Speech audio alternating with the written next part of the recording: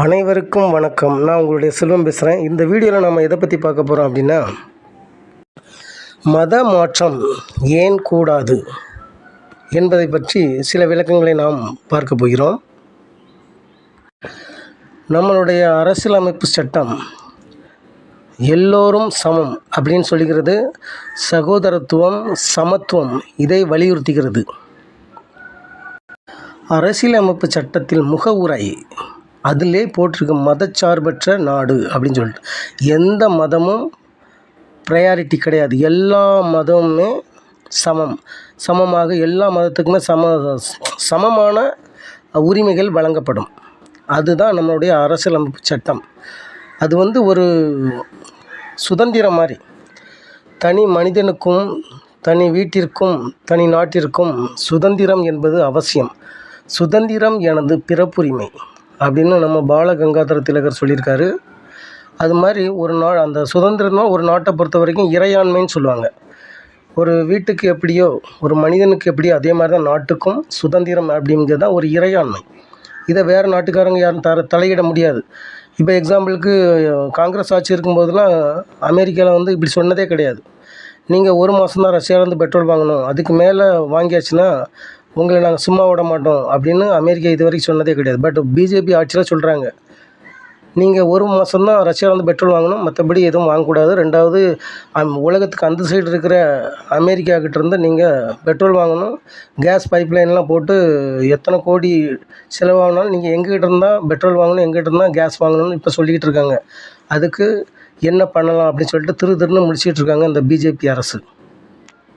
So இந்த BJP அரசினால் இந்தியாவின் இறையாண்மையை காக்க முடியல.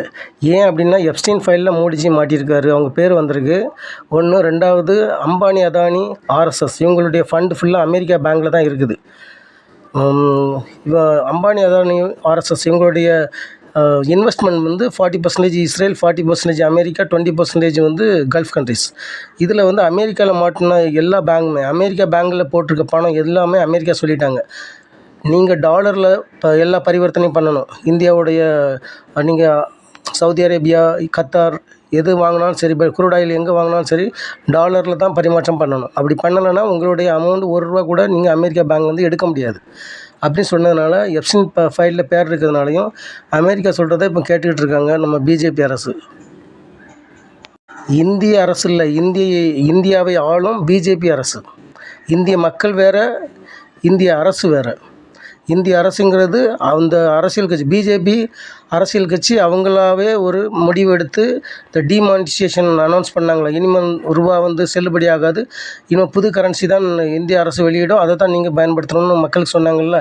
இது பிஜேபி அரசோட ஒரு கூட்டணி முடிவு. அவங்களாம் ஒரு கூட்டம் போட்டு ஒரு முடிவு பண்ணி சொல்லுவாங்க. அதே மாதிரி தான் இப்போ பிஜேபி எடுக்கிற எல்லா முடிவுமே பிஜேபியினுடைய முடிவு. அதான் அவங்க இந்திய இறையாண்மையை அடகு வச்சுக்கிட்டு அமெரிக்கா சொல்கிறதெல்லாம் கேட்டுக்கிட்டு இருக்காங்க. மத மாற்றத்துக்கும் இந்திய அரசு பிஜேபிக்கும் என்ன சம்மந்தம் அப்படின்னு கேட்குறீங்களா? இவங்க தான் ஹிந்தி ராஷ்ட்ரா, ஹிந்து ராஷ்ட்ரா அப்படின்னு. ஹிந்தி தான் ஆட்சி மொழியாக இருக்கணும், இந்தியாவில் ஹிந்து மக்கள் மட்டும்தான் இருக்கணும் அப்படிங்கிறாங்க. ஹிந்து மக்கள்னு யாருமே கிடையாது. நார்த்தில் மகாயானம், ஹீனயானம்னு 2 பிரிவு இருந்துச்சு. சவுத் இந்தியாவில் சைவம், வைணவம் அப்படின்னு தான் பிரிவு இருந்துச்சு. இந்துங்கிறது நம்ம பிஜேபி அரசு அந்த புது வார்த்தையை உருவாக்கி அதை இந்த 4 பிரிவு, மகாயானம், ஹீனயானம், சைவம், வைணவம், இந்த 4 பிரிவையும் அதுக்குள்ளே கொண்டு வராங்க. ஏன்னா இவங்க ஆசியா மைனர் விளையாட்டு, அந்த இந்து பள்ளத்தாக்கு, இந்து குஸ் மலை, இதுதான் அவங்களுடைய பூர்வீகம். இது வழியாக தான் இந்தியாவுக்குள்ளே போர் தொடுத்து வந்தாங்க. இங்குள்ள இந்திய பெண்களே திருமணம் பண்ணாங்க. அவங்க நம்மளை ஆரியர்களை கொண்டுடக்கூடாதுன்னா சதி என்னும் உடன்கட்டை ஏறுதல்ங்கிற பழக்கத்தை கொண்டு வந்தாங்க. அதாவது இந்து பெண்கள் இந்திய பெண்கள் இந்த ஆரியர்களை கொண்டுட்டாங்கன்னா, ஹஸ்பண்டுங்கிற பேரில் ஹஸ்பண்ட் செத்தாச்சுன்னா உடனே அவங்களையும் தீயோட வச்சு எரிச்சிடணும். அப்போ அவங்க என்ன செய்வாங்க, இவனை கொன்னா நம்மளையும் கொண்டுருவானுங்கன்னு சொல்லிட்டு பாதுகாப்பாக வச்சுருப்பாங்க கடைசி வரைக்கும் அப்படின்னு சொல்லிட்டு அது சம்மந்தமான பெண்களை இழிவுபடுத்துகிற மாதிரி தான் இலக்கியங்கள் இருக்கும். நார்த் இந்தியாவில் மகாபாரதம், ராமாயணம் எதுவாக இருந்தாலும் பெண்களை நலதமயந்தி இந்த மாதிரி எதாக இருந்தாலும் சரி, பெண்களை இழிவுபடுத்துவதாகத்தான் இருக்கும். இப்போ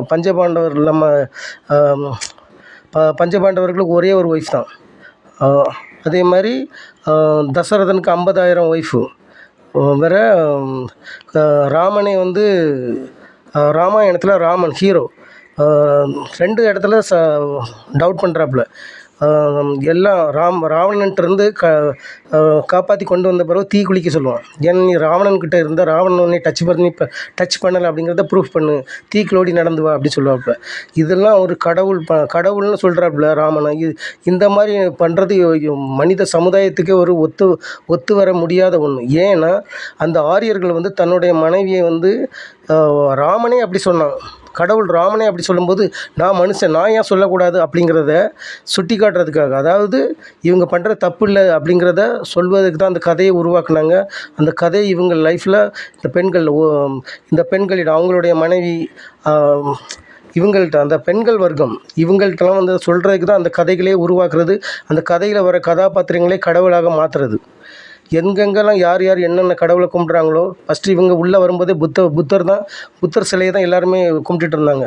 அந்த சிலையில் தான் வேறு முகங்கள் வைத்து இந்தந்த சாமி 18,000 கை, 8 கை, 4 முகம், 8 முகம் அப்படின்னு சொல்லிட்டு நிறைய வித்தியாசமானது கடவுள்களை உருவாக்கி ஆல்ரெடி அவங்க கும்பிட்ற கடவுளுக்கு வந்து இது சித்தப்பா, இது மாமா, இது அண்ணன், தம்பி அப்படின்னு சொல்லிட்டு நிறைய கேரக்டரை உருவாக்கி அது மூலமாட்டு தெருக்களில் நிறைய இடத்துல கோயில்களை உருவாக்கி வழிபாடு ஸ்தலமாக வச்சு இவங்களை வந்து இவங்களுடைய லாங்குவேஜ்னு சொல்கிறாங்கல்ல, இவங்களுடைய மொழி அந்த சான்ஸ்கிரிட்டை சொல்லி அதில் வந்து காசு சம்பாதிச்சு அந்த அங்கங்கே அவங்களுடைய ஜாதியினர் நலமுடனும் வளமுடனும் வாழ்வதற்கு அந்த ஜாதி மதம்ங்கிற கட்டமைப்பை கரெக்டாக உருவாக்கி பல 100 வருஷமாக மெயின்டைன் பண்ணாங்க. ஆங்கிலேயர்கள் வந்து எல்லாருமே இந்தியர்கள், அதில் அந்த ஜாதி இந்த ஜாதிலாம் எனக்கு தேவை கிடையாது, அழகான இருக்க பெண்கள்லாம் எங்களுக்கு வேணும், எவன்கிட்டலாம் பணம் இருக்கோ அவ்வளவும் எனக்கு வேணும் அப்படின்னு சொல்லிட்டு எல்லாரையும் அடித்து நொறுக்கணும். எல்லா பணமும் கைப்பற்றப்பட்டது, எல்லா பெண்களும் கைப்பற்றப்பட்டது. திருன்னு முடித்தவன் என்ன பண்ணான், கீழ் ஜாதின்னு ஒதுக்கி வச்சுருந்த அவளை வரையும் என்ன செஞ்சான், கூப்பிட்டு வெள்ளையனே வெளியேறு அப்படின்னு சொல்லிட்டு அங்கங்கே ஸ்ட்ரைக் பண்ணி நிறைய உயிர்களை பறி கொடுத்து கடைசியில் என்ன செஞ்சாங்க, சுதந்திரத்தை வாங்கினாங்க. ஜாதிங்கிறது கரெக்டாக நிலைநிறுத்தணும் அப்படிங்கிறதுக்கு தான் இவன் வந்து ஏகப்பட்ட கோயில்கள் சாமிகளை உருவாக்கி என்ன பண்ணால், இந்தந்த ஜாதிகள் கோயிலுக்குள்ளே வரக்கூடாது, ஆனால் எல்லாருமே இந்த சாமியை தான் கும்பிடணும் அப்படின்னு சொல்லிட்டு தாழ்த்தப்பட்ட மக்களுக்கு வந்து என்ன செஞ்சால், பிணம் சாப்பிட்ற இறந்த மனுஷனை சாப்பிட்ற சாமியை கொடுத்தான். ஏன்னா அவங்களாம் கீழ் ஜாதி, அதனால் அவங்களுக்கு இறந்த மனுஷனை சாப்பிட்ற சாப்பாடே இறந்த மனுஷங்களை சாப்பிட்றது. அப்படி ஒரு சாமியை வந்து பிணம் திங்கிற சாமி தான் உங்கள் சாமின்னு சொல்லிட்டு கீழ் ஜாதிக்காரங்களுக்கு இப்படி தான் அப்படின்னு லோ குவாலிட்டி சாமி உனக்கு, ஹை குவாலிட்டி சாமிக்கு வந்து இவங்க வந்து என்ன செய்கிறாங்க, அந்த லோ குவாலிட்டி மக்கள் கீழ் ஜாதி மக்கள் வந்து பலி கொடுக்கறது ஆடு மாடு கோழி, அவங்களுடைய கோயிலெலாம் வந்து ரத்த வாடை அடிக்கணும், நாறிக்கிட்டு இருக்கணும். அப்படிங்கிறதுனால பன்னி, ஆடு, மாடு, கோழி நீ என்னெல்லாம் திங்கோ அதெல்லாம் அங்கே கொண்டு வெட்டி அந்த ரத்தத்தை அங்கே போட்டுட்டு அதுக்கப்புறம் நீ அது பக்கத்துலேயே உட்காந்து சமைச்சி சாப்பிடு, உன் சாமி வந்து இறந்த மனுஷங்களை தான் சாப்பிடும் அப்படின்னு சொல்லிட்டு அவங்களுடைய அந்த வேதங்களில் எழுதி வச்சுருக்காங்க. ரிக், யஜூர், சாம, அதர்வனம் இப்படி எழுதி வச்சுருக்காங்க. அதே மாதிரி அவங்களுடைய சாமி அப்படின்னா ஹை குவாலிட்டி, அதாவது ஜாதியில் கூடினவங்க வந்து எலுமிச்சம்பழம் தான் வெட்டி பலி கொடுப்பாங்க. அவங்க ஜஸ்ட்டு ஒரு எலுமிச்சம்பழத்தை ரப்பர் அந்த கிரிக்கெட் பால் மாதிரி அப்படியே கையில் மேலே கேட்ச் போட்டுக்கிட்டே கொண்டு போய் அதை கட் பண்ணி தூர போட்டு டீசெண்டாக வந்துடுவாங்க. ஆனால் இந்த லோ குவாலிட்டி மக்கள், கீழ் ஜாதி மக்கள் என்ன செய்யணும், அவங்க வந்து ஆடு மாடு கோழிலாம் கொண்டு போய் வெட்டி ரத்த இதாக மாறி அங்கேயே சமைச்சு சாப்பிட்டுட்டு அப்படி வரணும். இவங்களை ஒதுக்கி தான் வச்சுருப்பாங்க. இந்த பங்குனி உத்திரம்னு சொல்லுவாங்க, அதாவது இந்த சாஸ்தா கோயில்னு சொல்லிட்டு அங்கே போகும்போது எல்லா கடவுளுமே பெரிய கோயிலில் உள்ளே வச்சுருப்பாங்க. ஆனால் அந்த தாழ்த்தப்பட்ட மக்களுடைய கடவுள் எல்லாமே வெளியில் வச்சுருப்பாங்க. அதான் மக்கள்லாம் நடந்து போகக்கூடிய இடத்துல வச்சுருப்பாங்க. நீ இங்கே உன்னுடைய ஆடு மாடு கோழிகளை வெட்டி பலி கொடுத்துக்க, இங்கே சாப்பிட்டுட்டு அப்படியே ஓடிடு, கோயிலுக்குள்ளே நீ வரக்கூடாது அப்படின்னு சொல்லிட்டு இவங்க என்ன, அது கீழ் ஜாதி மக்கள் கோயிலுக்குள்ளே வரக்கூடாதுன்னு சொல்லிட்டு வச்சுருந்தாங்க. கீழ் ஜாதி மக்கள் தான் 70% மக்கள். இவங்க என்ன பண்ணுறாங்க அப்படின்னு இவங்கள தான் வந்து எஸ்சி, எஸ்டி, எம்பிசி, ஓபிசி அப்படின்னு சொல்லிட்டு இதெல்லாம் வந்து பேக்வேர்டு காஸ்ட். டிக்ஷனரியில் பாருங்கள், பேக்வேர்டுனால் என்னது, பின்னாடி, முன்னாடி கிடையாது. அதனால் பேக்வேர்டு காஸ்ட்டு, இந்த மாதிரி ஷெட்யூல் காஸ்ட் இப்படின்னு பிரித்து இவங்கெல்லாம் வந்து 70% மக்கள் இவங்க தான். வெறும் 3% மக்கள் எழுதின வேதத்தின்படி இந்த இந்தியாவை வந்து அரேஞ்ச் பண்ணி வச்சுருக்காங்க, கட்டமைச்சு வச்சுருக்காங்க. ஸோ இதில் நான் என்ன சொல்ல வரேன் அப்படின்னா, நிறைய சாமிகளை உருவாக்கி, நிறைய கோயில்களை உருவாக்கி, கோயிலுக்குள்ளே நீ வரக்கூடாது, ஏன்னா நீ கீழ் ஜாதி அப்படின்னு ஒதுக்கி வச்சாங்க. அதே வெள்ளைக்காரன் வந்து இவனுங்க எல்லாரையும் அடித்து நிமித்தி என்ன சொன்னான், எல்லாருமே இந்தியர்கள், அழகாக இருக்க பெண்கள்லாம் எங்களுக்கு, எவன்டெல்லாம் பணம் இருக்கோ அவ்வளோ எனக்கு, இந்த நிலத்துல என்னென்ன விளையுதோ எல்லாமே எங்களுக்கு கப்பம் கட்டணும், கப்பம் கட்டது நீ இதை சாப்பிட்டு உயிரோடு இருந்துக்க, பேலன்ஸ் எல்லாம் ஏன்ட கொடு, அதுதான் கப்பம் அப்படின்னு வெள்ளைக்காரன் இது பண்ணான்.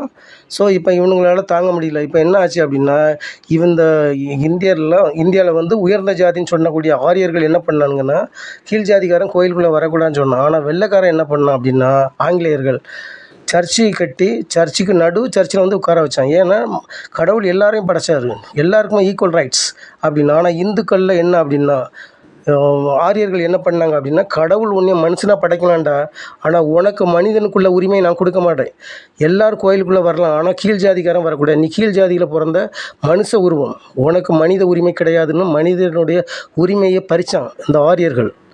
அதை நான் வெள்ளைக்காரன் என்ன சொன்னால், எல்லோரும் மனுஷன்தாண்டா, நீ மனுஷ உருவத்தில் இருக்க மனுஷன்தாண்டா, நீ உள்ள கோயிலுக்குள்ளே வா, சர்ச்சுக்குள்ளே உட்கார வச்சு அவளுக்கு பைபிள் கொடுத்து எஜுகேஷன் மெடிக்கேஷன் 2 ஃப்ரீயாக கொடுத்தான். தெரியும், அன்னை தெரசாலாம் உங்களுக்கு தெரியும். இன்னும் இந்தியாவில் எத்தனையோ ஸ்டேட்டில் வெள்ளைக்காரங்களுடைய ஹாஸ்பிட்டல் ஃப்ரீயாக பண்ணிக்கிட்டு இருக்காங்க ட்ரீட்மெண்ட்டு மக்களுக்கு, கஷ்டப்பட்ட மக்களுக்கு.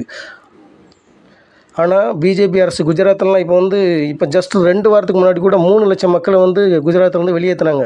ஏன்னா இந்த பட்டேல் சமூகம் இவங்க தான் அங்கங்கே இடங்கள் இண்டஸ்ட்ரிலாம் அமைச்சு பெரிய பிஸ்னஸ் பண்ணணும்னு சொல்லிட்டு, அதில் அப்படி ஜாதி வெறியில் ரொம்ப தீவிரம் காட்டுற ஆரியர்களில் பட்டேல் அப்படிங்கிறவரும் அந்த கேஸ்ட்டும் ஒரு முக்கியமான ஒன்று.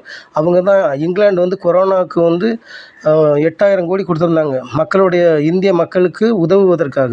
ஆனால் அந்த 8,000 கோடியும் கரெக்டாக பட்டேல் அந்த பட்டேலோட சிலை அமைக்கிறதுக்கு அந்த 8,000 கோடி செலவு பண்ணிட்டாங்க. அந்த கொரோனாங்கிற ஒரு முக்கியமான ஒரு காலகட்டத்துலேயும் அப்படி ஒரு கேர்லெஸ்ஸாக செலவு பண்ணாங்க. அதே மாதிரி கொரோனாவுக்காண்டி பிஎம் கேர், பிரைம் மினிஸ்டர் கேர்னு சொல்லிட்டு அதுக்கு மக்கள் நிறைய பணம் போட்டாங்க. கடைசியில் பிஜேபி என்ன சொன்னாங்கன்னா, அது பிஎம் கேர், பிரைம் மினிஸ்டருக்குள்ள ஃபண்டு வந்து பிஜேபி ஃபண்டு தான் அப்படின்னு சொல்லிட்டு அதை ஆர்எஸ்எஸ் ஃபண்டுக்குள்ள ஃபண்டாகவே மாற்றிக்கிட்டாங்க. ஸோ என்ன சொல்ல வரேன் அப்படின்னா, கோயிலை கட்டினா கோயிலுக்குள்ளே வரக்கூடாதுன்னா, வேறு ஒருத்தன் சர்ச்சு கட்டுறான், அதான் அவனுக்கு கோயில், உள்ளே வாங்க, அப்போ மதியாத தலைவாசல் மிதியாது. அப்போ நீ வந்து உள்ளே வரக்கூடாதுன்னா அவன் உள்ளே வரானுங்க, நீ மனுஷன் கிடையாதுடா, மனுஷ உருவத்தில் இருக்க, நீ மனுஷன் கிடையாதுன்னு நீ ஆரியர்கள் சொன்னானுங்க. அதை இந்திய மற்ற ஜாதிகள் ஃபாலோ பண்ணுறாங்க. ஆனால் வெள்ளைக்காரன் நீ மனுஷன் மாதிரி இருக்கடா, நீ மனுஷன் தான் கோயிலுக்குள்ளே வாடான்னு சொன்னான். அவன் உள்ளே கூப்பிட்றான், இவன் வெளியில் நின்றுங்க. அப்போ மதிக்கிற இடத்துக்கு தானே போக முடியும். அதனால் அவன் வேறு மதத்துக்கு மாறுதான். அவனுக்கும் இந்தியா ஒரு நாட்டுக்கு இறையாண்மை இருக்கிற மாதிரி, ஒரு நாட்டுக்கு சுதந்திரம் இருக்கிற மாதிரி, தனி வீட்டுக்கு சுதந்திரம் இருக்கிற மாதிரி, தனி நபருக்கும் சுதந்திரம் இருக்கணும், சுதந்திரம் வேண்டும். அதனால் அவன் என்ன சொல்கிறான், என்ன நீ உள்ளே கூப்பிடல, என்னை மதிக்கிற இடத்துக்கு நான் போகிறேன் அப்படின்னு அவன் போகிறது அவனுடைய சாய்ஸ், அது அவனுடைய இறையாண்மை, அவனுடைய சுதந்திரம். அந்த சுதந்திரத்தில் நீ பறிச்சனா எப்படி? இது மதச்சார்பற்ற நாடு இல்லை, நீ வந்து மதம் மாறக்கூடாதுன்னு சொல்கிறதுக்கு உனக்கு என்ன உரிமை இருக்குது? இதை வந்து கண்டிப்பாக அரசியல் தலைவர்கள் கவனத்திற்கு கொண்டு வந்து, இது வந்து யார் வேணுமானாலும் எந்த மதத்திற்கும் மாறலாம் அப்படிங்கிற சட்டத்தை வந்து உச்சநீதிமன்றம் மூலம் மட்டும் கண்டிப்பாக கொண்டு வர பாடுபட வேண்டும். இப்போ எக்ஸாம்பிளுக்கு சுனாமியில் செத்தவங்களுக்கு அரசு நிதி உதவி உண்டுன்னா, செத்தவங்க வந்து செத்துருக்காங்களான்னு தான் பார்க்கணுமே தவிர அவங்க எந்த மதம்னு பார்க்கக்கூடாது.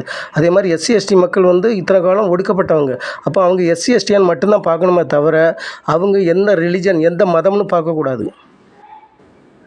அது மட்டும் இல்லாமல் ஜாதிகள் வந்து நம்பர் 1 ஜாதியை இருக்கிறவங்க ஆரியர்கள், பிராமின்ஸ். மற்ற எல்லா ஜாதியும் நான் பிராமின்ஸ்னு கொண்டு வரணும். இவங்கள பிராமின்ஸ் கொண்டு வந்து 2 ஜாதி தான் இருக்கணும்.